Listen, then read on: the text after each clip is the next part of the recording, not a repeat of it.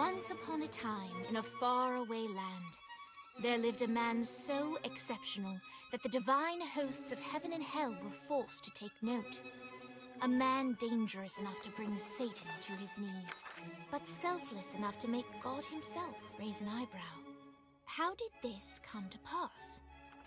Well, it all began at a very special birthday party for a very special young lady. Surprise! What is all this? It's your birthday, Kinsey.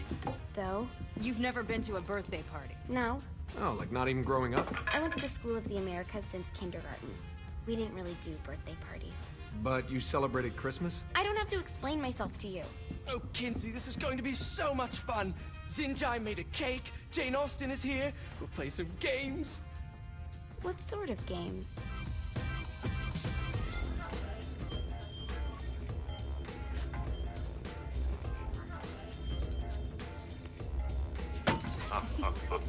So you celebrate birthdays by trafficking with spirits? It's spooky and fun. It's a bunch of letters. It's tradition.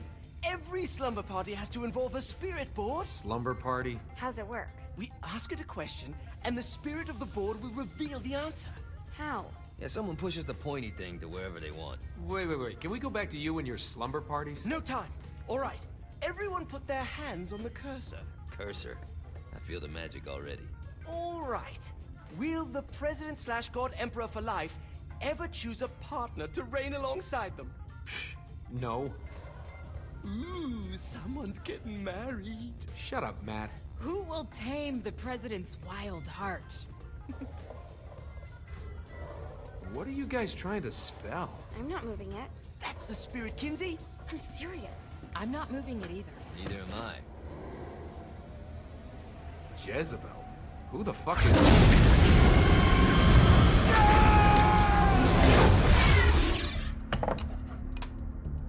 Is that not normal? Where'd you get the board? I was going through Signac's artifact collection and found it there. Who did it belong to? Alistair Crowley? Christ.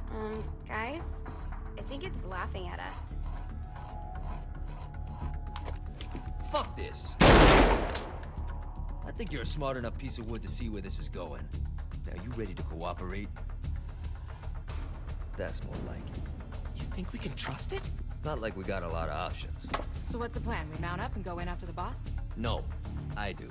No sense in what's left of humanity walking right into a death trap. Someone's gotta live to tell the story. That's a stupid plan, Johnny. I'm leaving you in charge. Hell of a plan, Johnny. Are you serious? I'm coming too. Are you kidding me? How do you plan to come back? I try not to sweat the details. You need someone with you that does. No. It's my birthday. Fine. Alright then. You know where my friend is?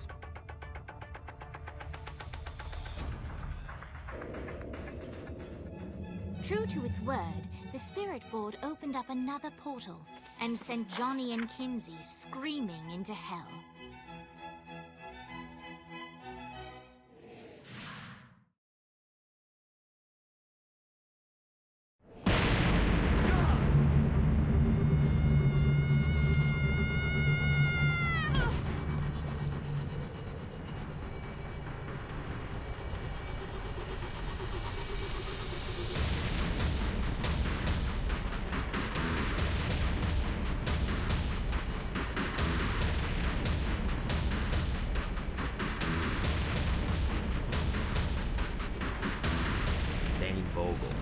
Ultor's behind this, I know it. Ultor and the Saints haven't been enemies in years. You really think he's responsible? You don't know him like I do. The boss put him through a window for a reason. The reason was the boss was kind of fucking crazy back then. That's a fair point. You know how much easier this would be if we just found a car? You know how much easier this would be if you just gave me a second? Alright. Now how are we gonna find the Ultor building? Biggest building down here, giant Ultor sign on it. I don't think this is a problem. I'll buy that.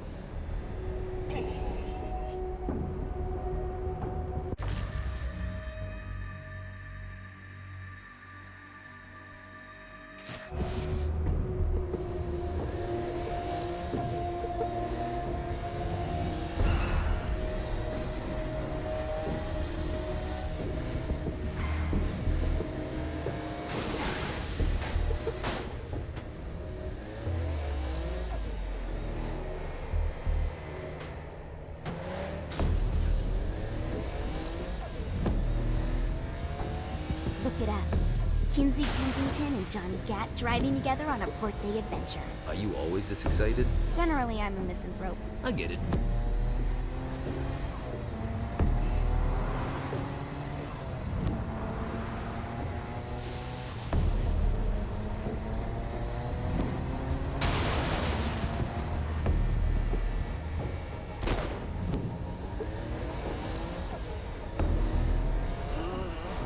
This is hell. Not as bad as I thought. It kind of reminds me of Steelport.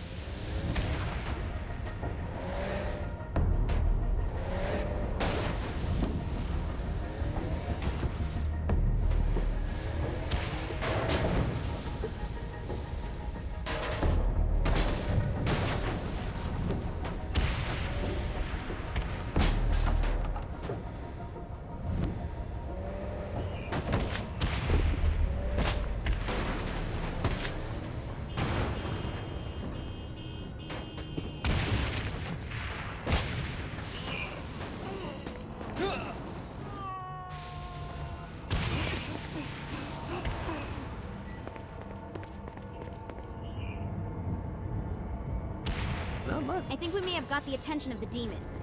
How do we want to handle this? We handle it by killing demons.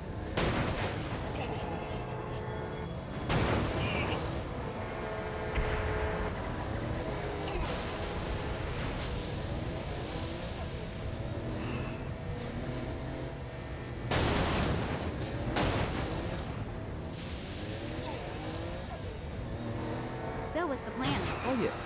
I'm gonna shoot him in the face unless he gives us the boss back. What if Dane doesn't have the box? I'll probably still shoot him in the face. Keep talking, bitch.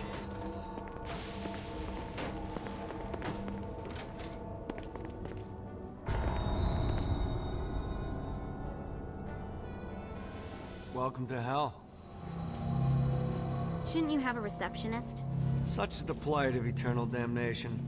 I have a feeling you didn't come here to catch up. Let's talk in my office.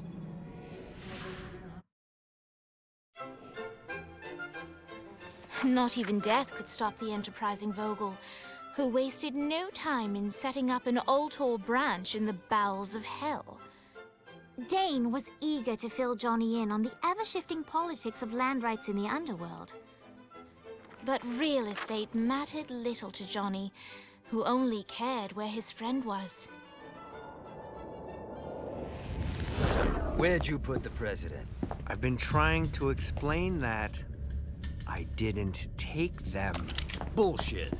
You expect me to believe you just happened to be the first thing we see in hell? Maybe it's just me, but your thank you sounds more like an accusation. That's probably because he plans to kill you. Okay. I get the trust issues. Can I show you something? The pieces all came together. The president had caused more chaos and destruction than any other in human history. It was only natural that Satan would want them to marry his daughter. They needed a plan, and Johnny had one. I'm gonna shoot the devil in the face. I think you might be skipping some details. No, I said in the face. I like the commitment, but you gotta find a way to get close enough to him in the first place. When's the wedding? I'll just show up And then you'll shoot him in the face. Sorry, but it's a little more complicated than that. These things are tied to the soul. You won't be able to enter without one. So how do we get one? You get his attention. I know some places that are of particular value to the father of the bride. You hit those, you'll get your shot. Wait, why would Satan give out an invitation for destroying his stuff? Oh, he won't, but it should piss him off enough to get him to attack Johnny personally. Either the devil kills Gat and Ultor gets the construction contracts to rebuild what was destroyed, or Johnny kills Satan and I'll have to pay less taxes. It's pretty win-win. That's why you're helping us? To make more money in hell? Hell's what you make of it, sweetie. Works for me. What you got? All right. Satan had entrusted the day-to-day running of hell to 5 archdukes, and Dane knew how to find them all. But beyond that, not everyone in hell was content to go along with Satan's status quo. There were others who shared Dane's ambition for power, and the Ultor mogul knew that the key to unseating Satan lay in gaining their aid. But before Johnny set out to wage war against the Prince of Darkness, Dane had one final gift, an artifact that he had spent fortunes on. Lucifer's cracked halo. This holy relic granted Johnny the majestic wings of the Morning Star. However, he still needed help in learning how to use them.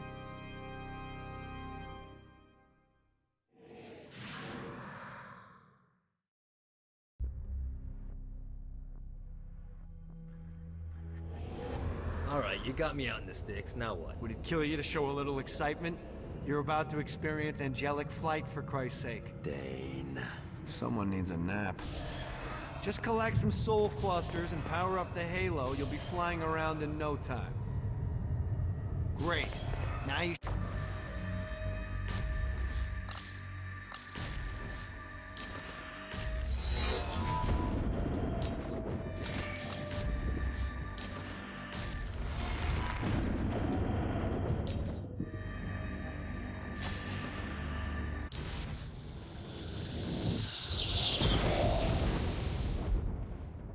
All right, let's start slow. Try to jump over to that next island. Also, the longer you charge your wings before jumping, the further you'll go.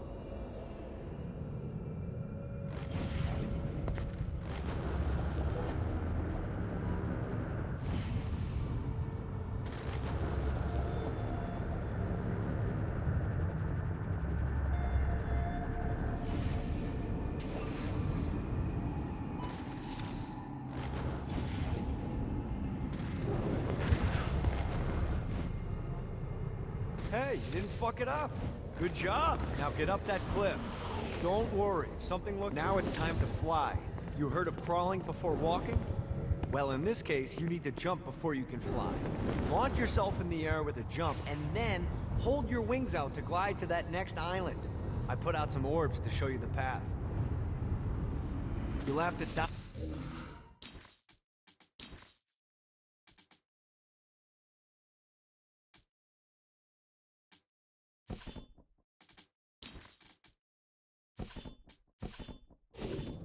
the next island. Do that by pointing your head down. Don't worry, the rest of your body will follow.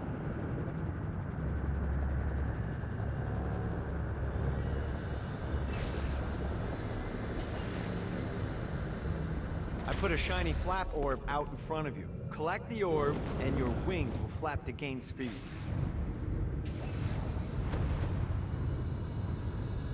All right, now try flapping those wings on your own. Do a flap on your way to the next island.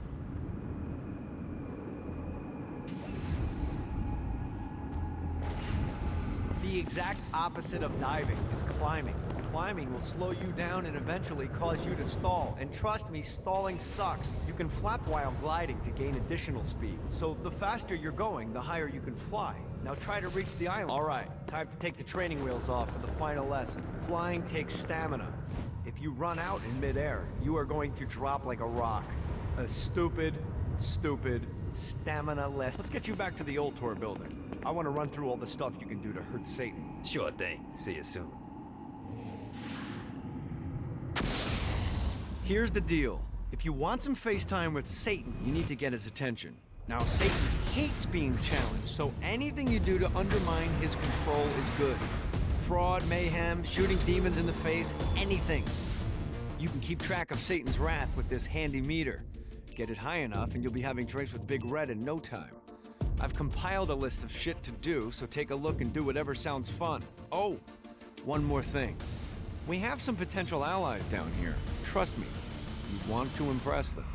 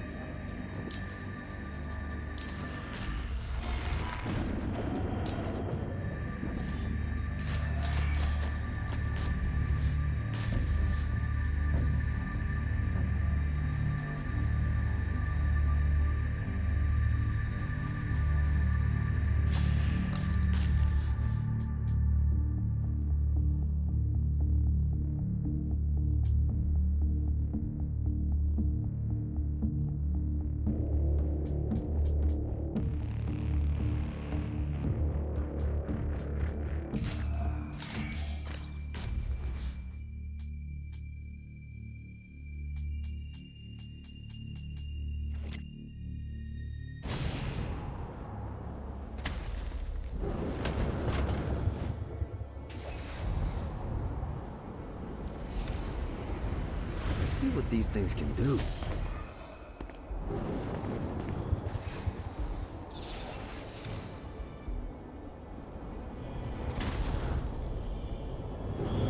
Nice. Bad place to take in the view.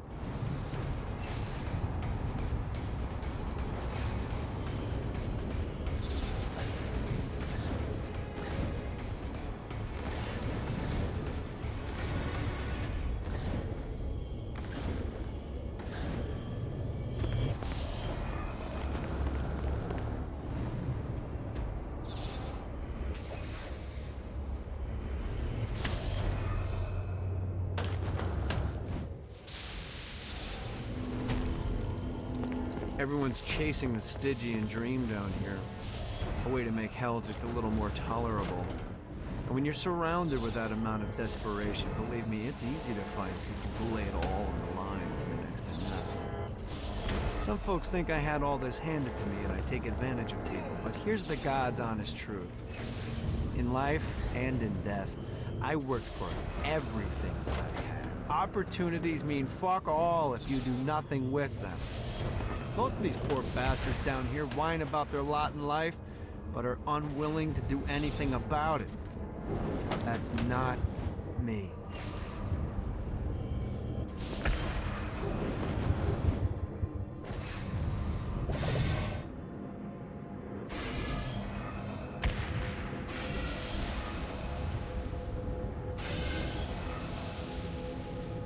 Gotta find more of these things.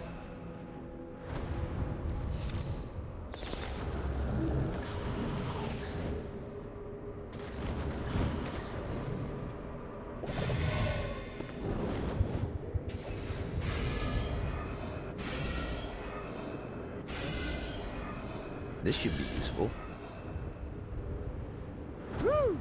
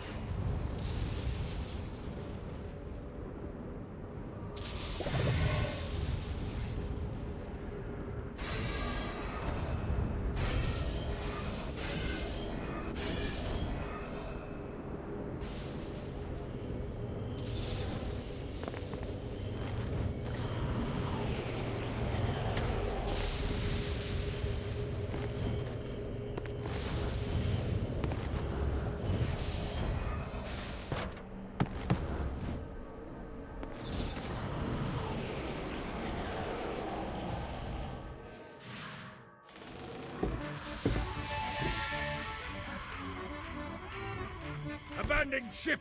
We've been boarded!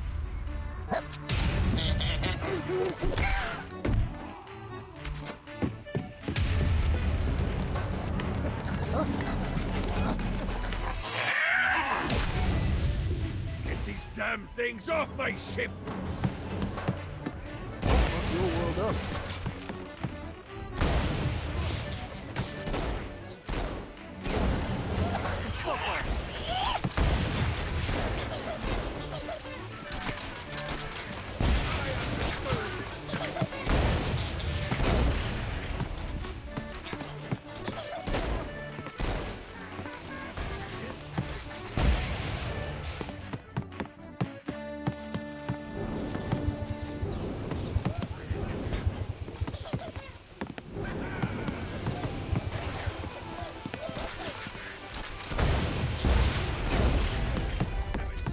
Got a bit of treasure in that chest over there. The weapon you find inside may help with our little imp problem.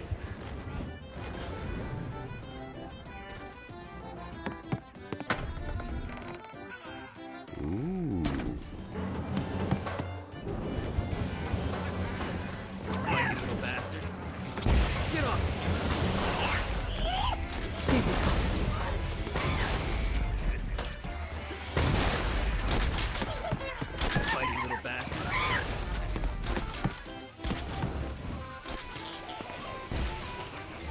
I summoned these imps to serve as my crew.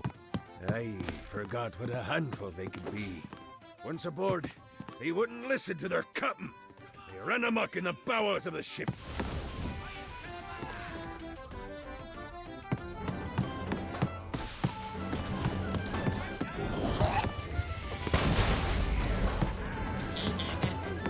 Oh, not another one of these. Get it off! Get it off! Good God, they're supporting me!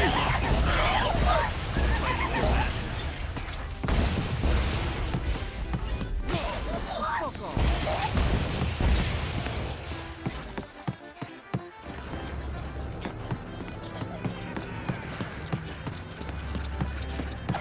No, not another one of these.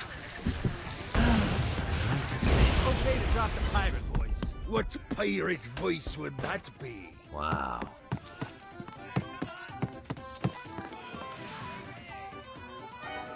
Zinyak's destruction of Earth had a profound impact on the afterlife. To heaven, it was a logistical nightmare. St. Peter's meticulous nature drove purgatory wait times to unbearable levels. Meanwhile, in hell, where souls in pain were used as currency, it created a new era of prosperity for the wickedly enterprising. This economic boon resulted in the coffers of hell to be overflowing, which in turn piqued the interest of the most notorious man that sailed the seven seas. Long had Blackbeard been a thorn in Satan's side, robbing tax collectors on a semi-regular basis. But the promise of an immeasurable fortune drove him to be even bolder. An arrangement was reached. Blackbeard would provide information on strategic targets in exchange for a share of the profit. Johnny, who was interested in murder, not money, happily agreed.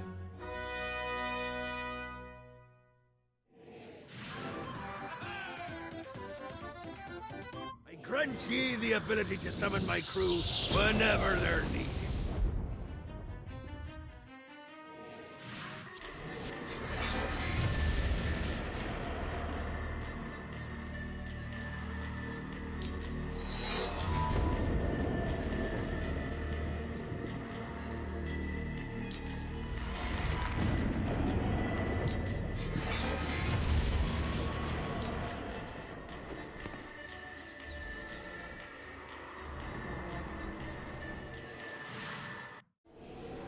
All right, matey. It's time for your lesson. Let's summon me favorite scurvy-riddled hellion. Why don't you start off by summoning an imp to take out those enemies? There you go, matey. Now take down the other demon.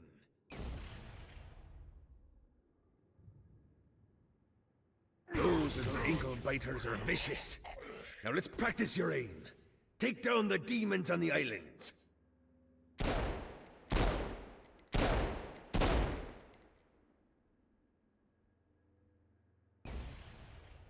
Few things are as rewarding as pressing someone into service, am I right? Now get going. There's a whole wide world waiting to be plundered.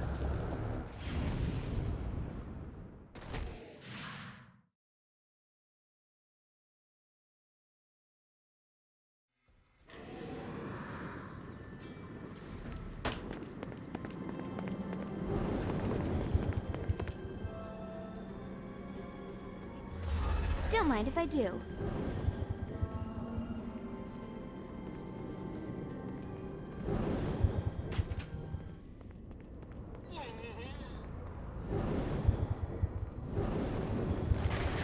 I raided a Interpol office and found information on where the president is being kept.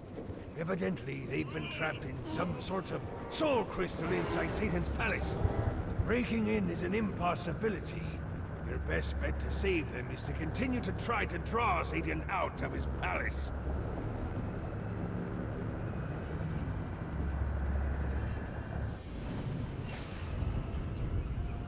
Gotta pick it up.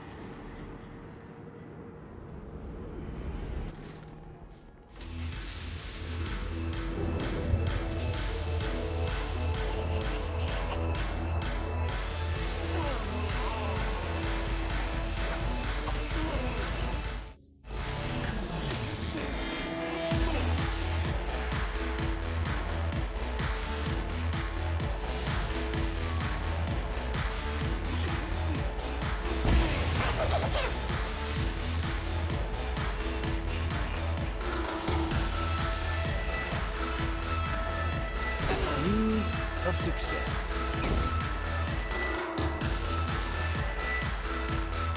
Lights up. William Shakespeare, humanity's greatest playwright, and hell's most diabolical purveyor of entertainment, looks on as a brave mortal on an Orphean quest enters. The bard's interest is piqued, and he looks to test his visitor's mettle.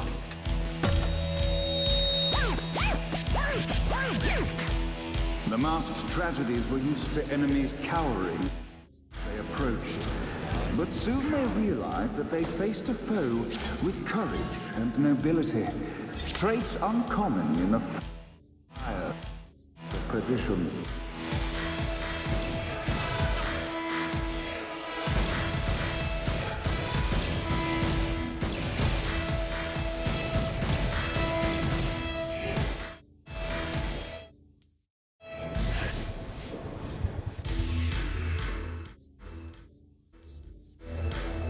The inciting incident resolved. The time had come for rising action.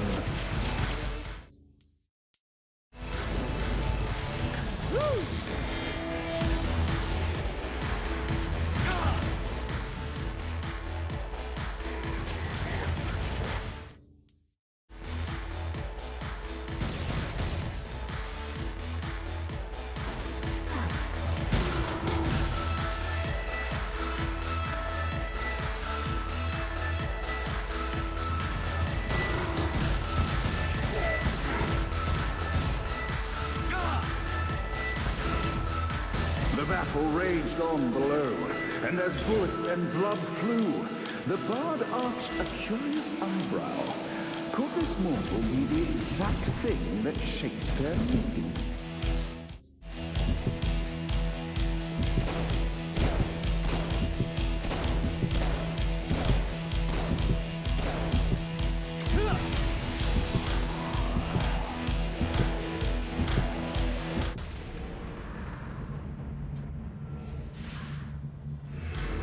The masked tragedies were used to enemies cowering as they approached. But soon they realized that they faced a foe with courage and nobility, traits uncommon in the fires of perdition.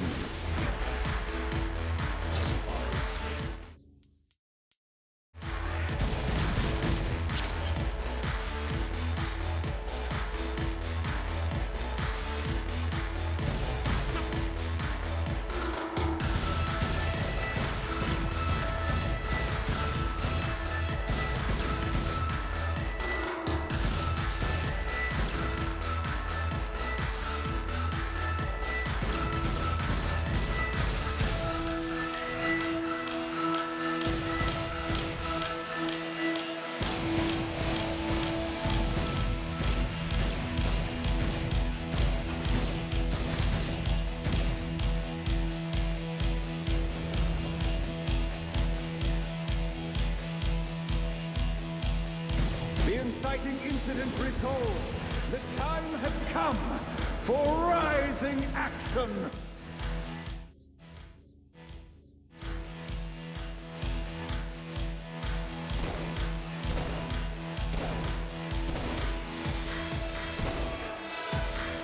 You think I'm scared of you?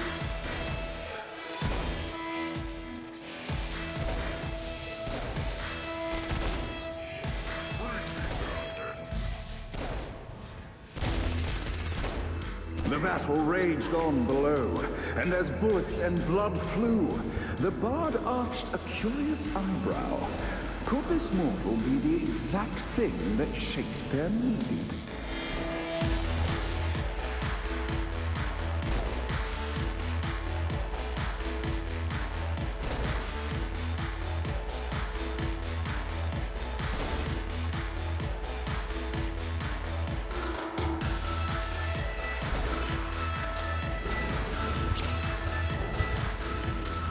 This battle is far from over, mortal.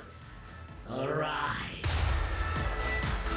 And now, Act 3.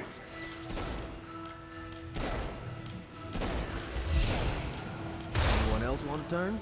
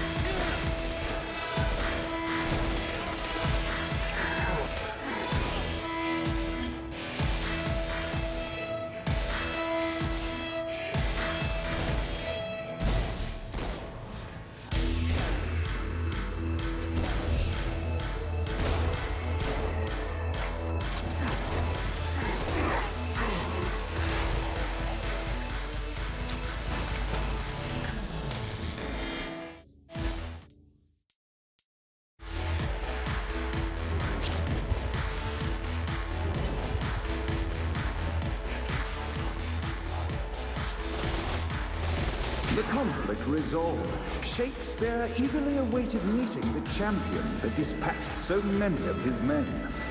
Undoubtedly, they were here for the bard's aid.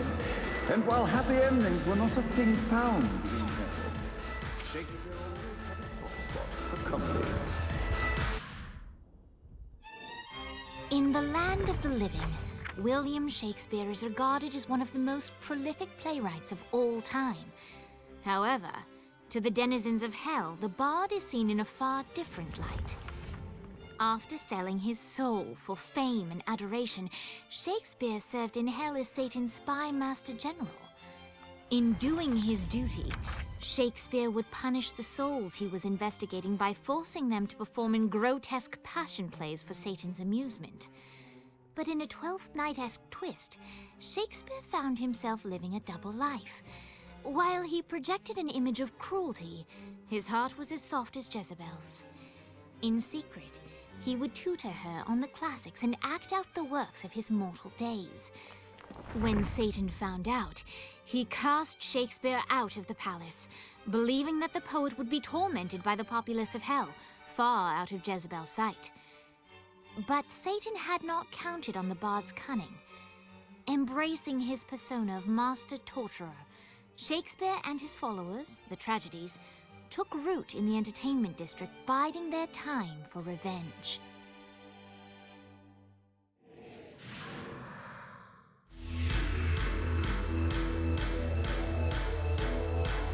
So Shakespeare called forth the Deus Ex Machina to bestow our protagonist with the arcane power of Force Stomping.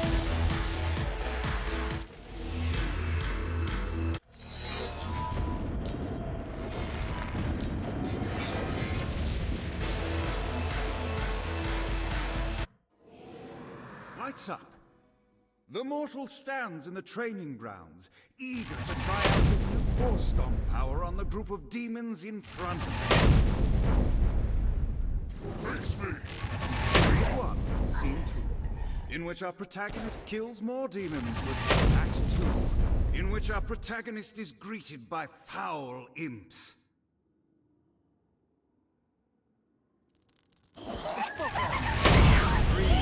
In which our protagonist learns that Force Stomp even works on flying enemies, enabling them to remove a Dark Inciter's shield before shooting them to death with bullets. The day is won, and the curtain closes on our noble hero.